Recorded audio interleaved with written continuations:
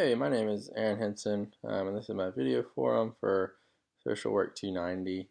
For this week, the readings specifically were on, or I guess the video that I'm going to talk about was a little documentary on what happened in Rochester, New York in July 1964, and kind of how that relates to the present and how things have changed since then, and if we see similar things today, and um, kind of what we can learn, or what I think we can learn from that entire event. So basically, I'm assuming everyone watching this video has already seen it, but I'll summarize it quickly. So in July 1964, there in Rochester, New York. Rochester previously was this um, industrial and cultural hub, and with the influx of African Americans from the South, there was a lot of racism, and a lot of the upper class Caucasian Americans um, did not want the African Americans to migrate north. There are many reasons that African Americans were migrating north. Mostly was to find opportunity,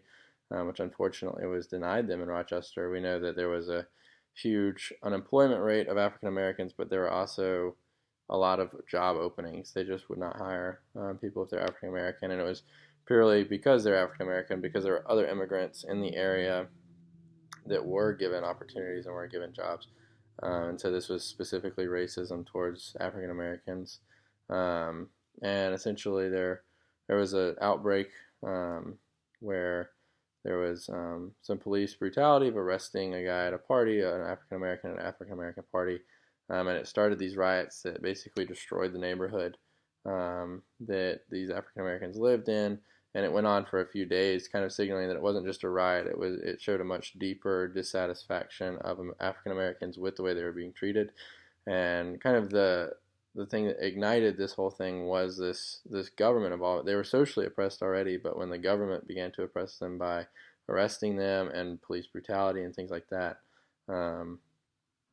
their dissatisfaction grew to the point that they erupted in violence, and there was a lot of hatred on both sides for each party, and it was just a constant clash for a few days in July of 1964.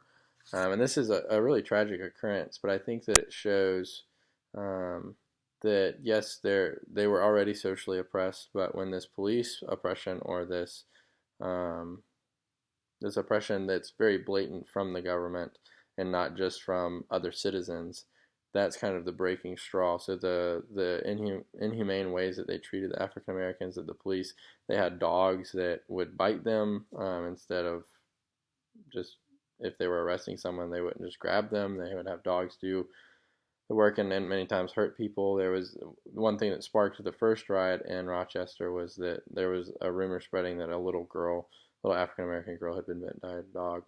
And so I think we have this civil unrest, but then when there's unfairness, clear, blatant unfairness and mistreatment of a certain race by the government, I think that causes riots, and I think we see that today. So I think it was 2017 in St. Louis, there was a cop that had shot, I think his name was um, Anthony Lamar Smith. Yeah, Anthony Lamar Smith. He was an African American man. He was killed by a cop. It was obvious police brutality, police aggression, and when this cop in 2017, this was in 2011 when that happened, but in 2017, the cop was let off the hook, and he pleaded not guilty for murder of this man, and there were riots in St. Louis, and similar things. They were breaking windows with bricks, they were lighting things on fire, and it went on for days. And so I think we still see things like this in our society. We still see things like this when it's a government oppression. Social oppression is terrible in and of itself, but it seems like when there's this military or this police brutality or this government oppression even further, that's what really ignites. And that happened 2 years ago, and so I don't think this is very far from us being in 1964. And so I think this really raises the bar for those governing us to make sure that everyone has equal opportunity. You know, that we believe in the Constitution that all men are created equal with certain unalienable rights. And if our government is not representing that, then things like this are going to happen. And things like this, I think, will naturally happen. And I'm not. It's tragic when things like this do happen, but they are a wake-up call.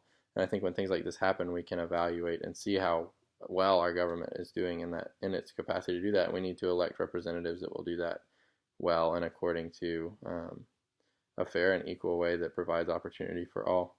So that's my very quick synopsis of this week's reading video. Thanks for the comments.